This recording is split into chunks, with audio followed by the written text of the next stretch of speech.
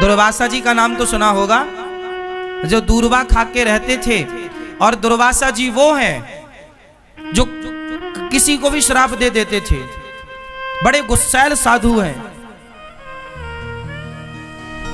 एक बार उन्होंने एक भक्त से पंगा ले लिया। भागवत जी में कथा है, एक भक्त थे, नाम था अम्बरीश। क्या नाम था? क्या नाम था? अम्बरीश। अम्बरीशो महाभागा सप्तद्वीपवती महिम। एक अम्बरीश नाम के भक्त थे। वो बेचारे इतने बड़े भक्त थे, सप्तद्वीपवती महिम, 7वां द्वीप के संपूर्ण विश्व के राजा थे अम्बरीश, लेकिन बहुत बड़े भक्त थे। अपने हाथ से गेहूं पीसते थे चक्की से, अपने हाथ से रोटी बनाते थे, अपने हाथ से भगवान को भोग लगाते थे, और भगवान के पूजा के बर्तन अपने हाथ से साफ करते थे।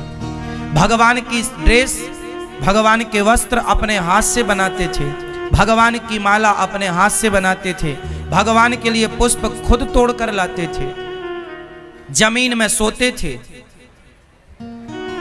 ऐसे श्रेष्ठ भक्त थे अम्बरीश जी। और वो एकादशी बहुत करते थे। एकादशी के दिन निराहार रहते थे, कोई जलपान नहीं। द्वादशी के दिन ब्राह्मणों को भोग लगाकर, ब्राह्मणों को भोजन पवाकर और फिर वो पाते थे। एकादशी में बड़ी निष्ठा थी। एक दिन एक घटना घट गई, दुर्वासा जी आ गए। कब आए? द्वादशी के दिन। और द्वादशी का नियम होता है, एकादशी का नियम होता है कि द्वादशी को ही पारण कर लेना चाहिए। पारण मतलब कुछ खा लेना चाहिए, तब व्रत पूरा होता है। क्या पाना चाहिए?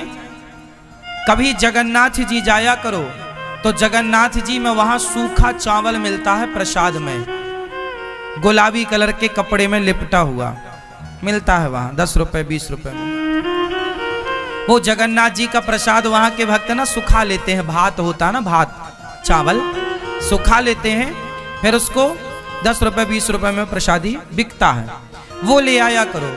और जब भी एकादशी आया करे तो जगन्नाथ जी का वही चावल के प्रसाद से द्वादशी को व्रत पूरा किया करो। द्वादशी को, एकादशी को चावल नहीं खाना चाहिए, पर द्वादशी को चावल जरूर खाना चाहिए। और कौन सा चावल? इस धरती में सबसे श्रेष्ठ चावल क्या हो सकता है? जगन्नाथ जी का भात सबसे उत्तम। जगन्नाथ के भात को जगत पसारे हाथ। भगवान जगन्नाथ जी का प्रसाद सबके घर में होना चाहिए।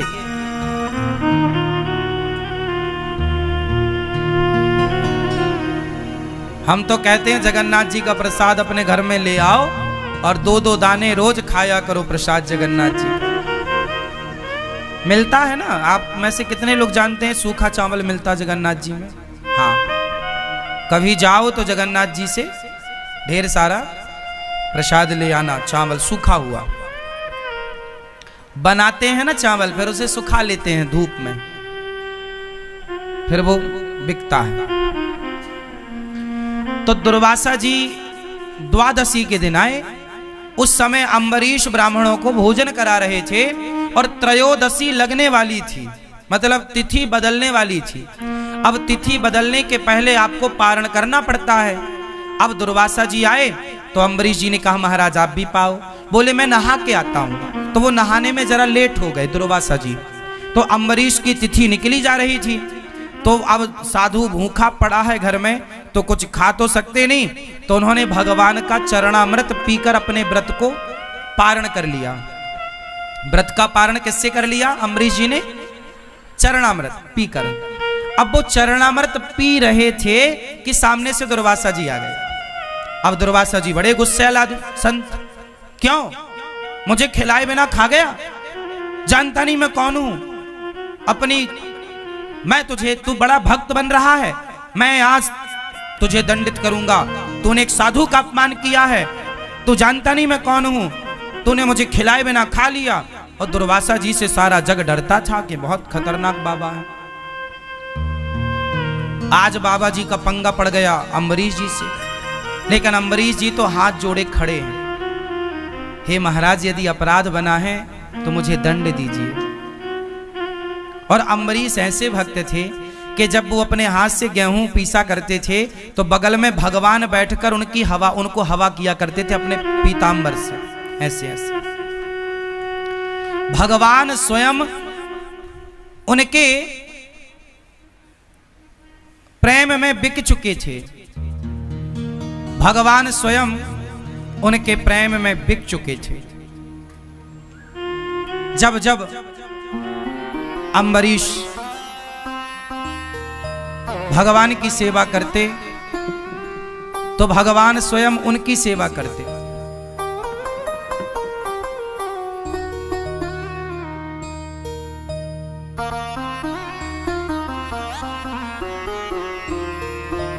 अम्बरीश उनकी सेवा करते और भगवान उनकी सेवा करते। अब भगवान ने अपना सुदर्शन नियुक्त कर दिया था, सुदर्शन नियुक्त कर दिया कि तुम पर कोई संकट आएगा तो मेरा सुदर्शन तैयार रहेगा। अब दुर्वासा जी को गुस्सा आई कि तुमने मुझे खिलाए बिना खा लिया, तो एक बाल उखाड़ा अपना दुर्वासा जी ने और पटक दिया। और जब पटका तो उस बाल को पटकने से एक राक्षसी पैदा हो गई, नाम था कृत्या। उस कृत्या ने अम्बरीश को नुकसान पहुंचाने के लिए, खाने के लिए दौड़ी। और जैसे ही दौड़ी तो भगवान का सुदर्शन चक्र नियुक्त था, जाकर कृत्या को भस्म कर दिया। और सुदर्शन साक्षात भगवान है, इसलिए भागवत जी में देखो आगे सबसे क्या रखा है, यह सुदर्शन। इसलिए हम कहते हैं कि अपने घर में द्वार के ऊपर भगवान सुदर्शन को लगाइए। ये देखो सुदर्शन चक्र, ये बीच में तिलक, ये बीच में शंख, ये सुदर्शन, ये भक्तों के परम रक्षक हैं। भक्तों को जो नुकसान पहुंचाता है सुदर्शन चक्र एक्टिव हो जाते हैं। अम्बरीश को नुकसान पहुंचाना चाहा, सुदर्शन भगवान एक्टिव हो गए, कृत्या को भस्म की। और दुर्वासा जी को मारने सुदर्शन भगवान दौड़े, अब छोड़ूंगा नहीं बाबा, बहुत बड़ा बाबा बनता है, मेरे भक्त को नुकसान पहुंचा रहा। अब दुर्वासा जी भागे, हे ब्रह्मा बचाओ, ब्रह्मा बचाओ। ब्रह्मा ने देखा कौन आया, दुर्वासा क्या हुआ? बोले सुदर्शन चक्र लगा है पीछे। ब्रह्मा जी बोले निकलो मेरे घर से, हमारी ठिकाना नहीं है सुदर्शन से, तो निकलो। शंकर जी के पास गए, हे प्रभु बचाओ। शंकर जी बोले बाहर जाओ, अभी कोई गुंजाइश नहीं है, जिनका चक्र है उनके पास जाओ। अब गए भगवान नारायण के, हे प्रभु पाहि माम पाहि माम, हे प्रभु क्षमा क्षमा। भगवान बोले क्या हुआ? महाराज हम तो आपके भक्त हैं, पता नहीं क्या अपराध हुआ, ये सुदर्शन हमें मारे डाल रहा, जलाए जा रहा है, गर्दन काट देगा। भगवान बोले कि आपने किसका अपराध किया है? सुदर्शन जी बोले प्रभु इसने जो आपके आश्रित भक्त है अम्बरीश, उसे नुकसान पहुंचाना चाहा है बाबा जी ने, छोड़ूंगा नहीं। अब भगवान बोले तो फिर मैं भी सेवा नहीं कर पाऊंगा आपकी इस बार। अब दुर्वासा जी घबराए कि जब भगवान नहीं बचा रहे हैं तो अब कौन बचाएगा। अब दुर्वासा जी घबराए, चरणों में गिर पड़े, प्रभु आप बताओ मैं क्या करूं। भगवान बोले जिसका अपराध किया है उस भक्त से जाकर क्षमा मांगो, वो क्षमा कर देंगे तो ये चक्र शांत हो जाएगा। तब दुर्वासा जी दौड़े दौड़े अम्बरीश जी के, तब तक दुर्वासा जी के शरीर जलने लगा, मूंछों के बाल भी कुछ जल गए। दौड़े दौड़े अम्बरीश जी के चरणों में गए। अम्बरीश जी ने देखा महाराज आप तो साधु हैं। अम्बरीश जी ने साष्टांग प्रणाम किया दुर्वासा जी को। दुर्वासा जी ने कहा हे अम्बरीश हमें क्षमा करो, हमने भक्त का अपमान किया है, अपराध किया है। तब दुर्वासा जी के लिए अम्बरीश ने सुदर्शन भगवान से प्रार्थना की, हे सुदर्शन भगवान यदि मैं भगवान का अनन्य भाव से चिंतन करता हूं, मैंने भगवान के सिवा अपने हृदय में किसी को स्थान ना दिया हो, मेरे अंदर यदि किसी के प्रति छल कपट ईर्ष्या द्वेष ना हो, तो हे सुदर्शन भगवान आप शांत हो जाइए। सुदर्शन भगवान शांत हो गए और दुर्वासा जी की रक्षा हुई।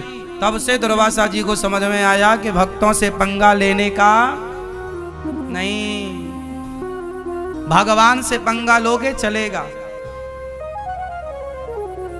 पर भक्तों से, जो आप लोग साधुओं का अपमान करते रहते हो ना, अरे वो बाबा जी तो पाखंडी हैं, अरे वो तो ऐसे हैं ना, सच्ची बताओ तुम कितना जानते हो? सुनी सुनाई बातें क्यों? और हमें क्या करना कि कोई कैसा है? भगवान है ना न्याय करने के लिए। रावण के साथ न्याय भगवान ने किया ना, उसे दंड मिला ना उसके किए का। द्रौपदी की साड़ी उतारी थी तो दुशासन ने, दंड मिला। ईश्वर के घर देर है, अंधेर नहीं है। तुम अपराधी मत बनो। इसलिए कबीरदास जी ने कहा है, ना काहू से दोस्ती, ना काहू से, ना तो हमें किसी की निंदा चुगली करना, ना तो हमें किसी की प्रशंसा करना। अच्छा कहना है तो भगवान को, और बुरा कहना है तो खुद को। हम बुरे हैं, बुरा जो देखन मैं चला। बुराई करनी है तो खुद की करो, बुराई देखनी है खुद की देखो, और अपने को बेहतर बनाओ, अपराध नहीं। और हमारे देश में 99% लोग यही करते हैं दिन भर, कि वो ऐसे हैं, वो वैसे, वो पाखंडी। तुम्हारी पड़ोसन रोज वृंदावन आने लग जाए, तुम्हारी पड़ोसन महीने में हर महीने वृंदावन आने लग जाए, माला जपने लग जाए, तुलसी पहनने लग जाए, तो पड़ोसन बोलती है पाखंडन है, बड़ी पाखंड रच रही है। हाँ, तो वृंदावन आ रही है, तुलसी पहन रही है, कृष्ण कृष्ण जप रही है, तो तुम पाखंड कह रही हो, है ना? और तुम जो रोज किट्टी पार्टी करती हो, लूडो खेलती हो मोबाइल में, ये सही है? तुम कौन होते हो किसी को पाखंडी कहने वाले? हो सकता है उसका भाव सच्चा हो, वो भगवान से सच्चा प्रेम, और झूठा भी हो तो वृंदावन तो आ रही है, कौन से बियर बार जा रही है, कौन सा क्लब में जा रही है? वृंदावन तो आ रही है। तुलसी की माला ही तो पहन रखा है उसने, कौन सा अपराध कर रखा है? राम राम ही तो बोल रही है, कृष्ण कृष्ण ही तो बोल रही है, राधे राधे तो बोल रही है, क्या गुनाह क्या कर रही है? तुम्हें तो बस बोलना है, मुंह फट हो, कुछ भी बोलना है। भगवान मेंढक बनाएंगे तुम्हें अगले जन्म में, टर टर करती रहना, फिर बहुत टर टर करती हो,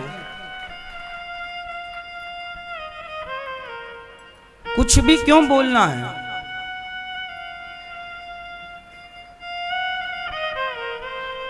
तुम शराबी को कभी ये नहीं कहते कि ये पाखंडी है, शराबी को कभी तुम शराबी नहीं कहते, शराबी की तुम बुराई नहीं करते।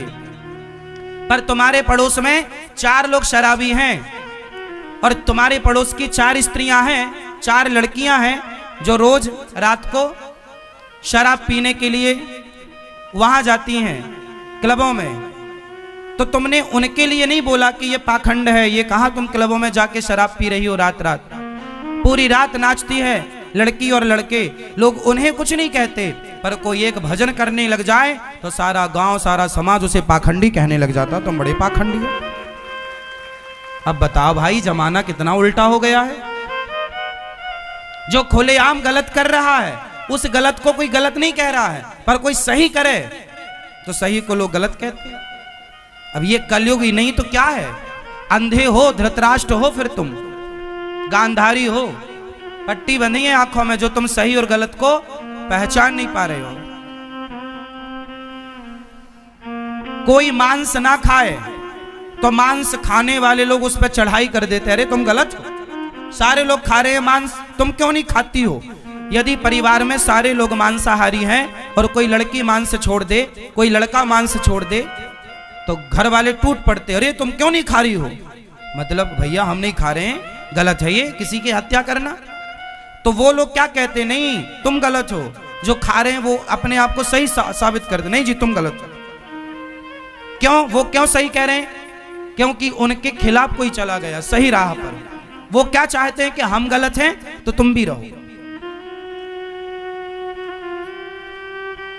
चोर चोर मौसेरे भाई, तुम सही क्यों चली गई? दिक्कत लोगों को गलत आदमी से नहीं है, गलत स्त्रियों से दिक्कत नहीं है, भले लोगों से समाज को दिक्कत है। यह बात सही है या गलत है?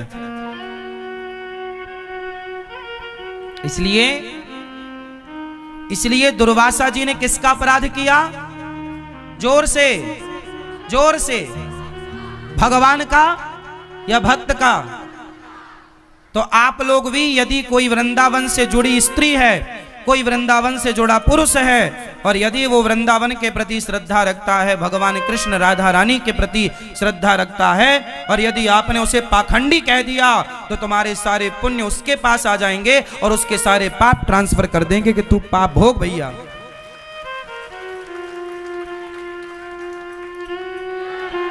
मैं सवाल पूछता हूं आप सबसे, आप सबसे मतलब उन लोगों से, आप सबका मतलब है उन लोगों से जो ये शब्द का प्रयोग करते हैं कि तुम पाखंडी हो। भाई क्या पाखंड है? कोई साधु संत बाल बढ़ा लेते हैं, कपड़ा पहन लेते हैं भगवा, तो लोग कहते पाखंडी बाबा है। अरे भाई, भले पाखंड से ही सही वो राम राम तो जप रहा है। दुर्वासा जी का अभिमान समाप्त हुआ, और आज से आपके एक बहुत बड़ी सबक क्या मिली, कथा से क्या सीखा आपने आज? किस अपराध से बचेंगे? किस अपराध से बचेंगे? भक्त के अपराध से। एक पति पत्नी जा रहे थे,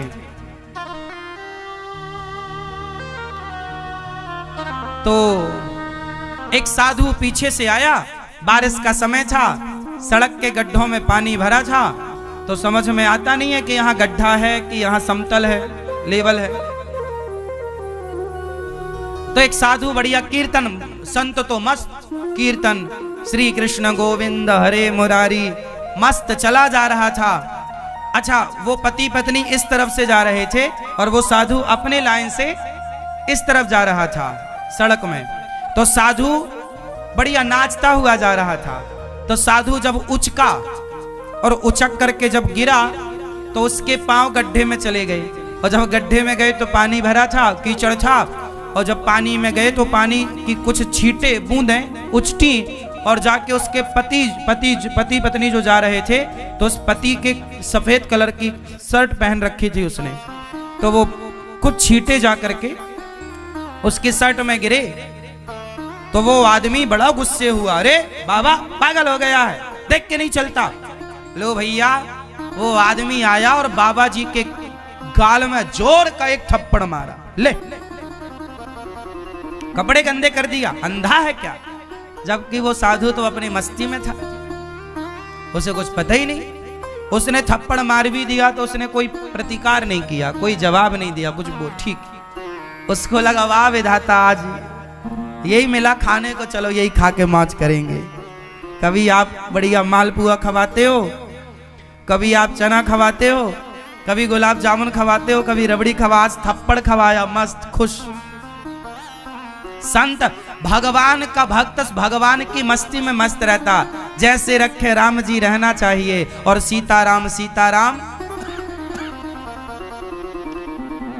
भगवान तेरे फूलों से भी प्यार,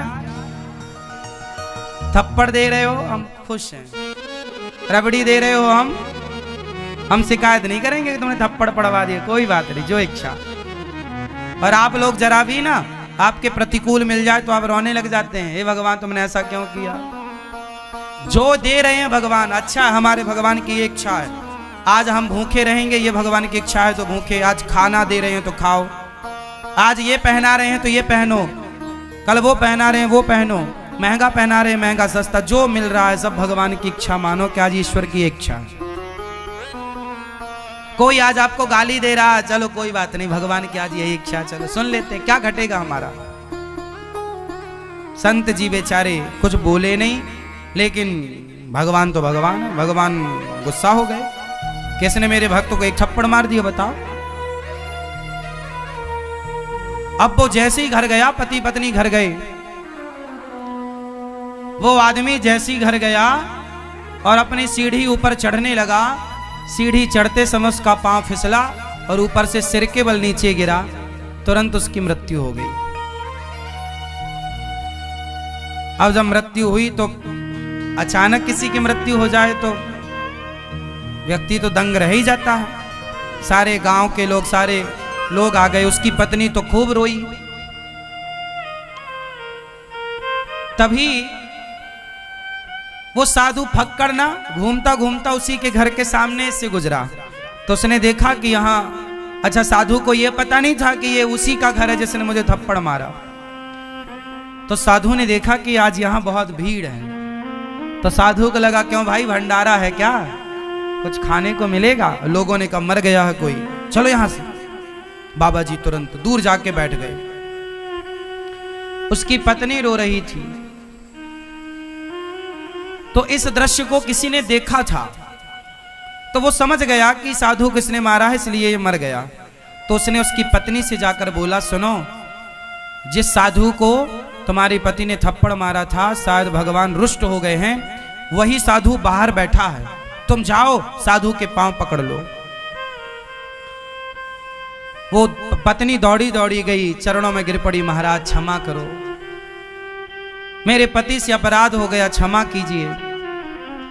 साधु बोला, देवी कौन सा अपराध, आपको थप्पड़ मारा था ना अभी थोड़ी देर पहले गाल में, ये मेरे पति वही है, मृत्यु हो गई। संत ने कहा, मेरा कोई रोल नहीं है, तेरे यार ने मुझे मारा तो मेरे यार ने भी इसे मार दिया, हिसाब बराबर।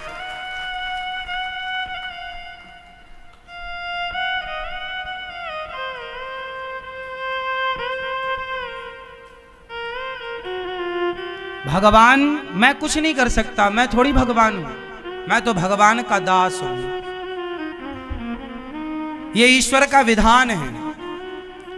उसने थप्पड़ मारा तो मैं दुखी नहीं हुआ, और ये मर गया उसका दंड पाकर तो मैं खुश नहीं हूं।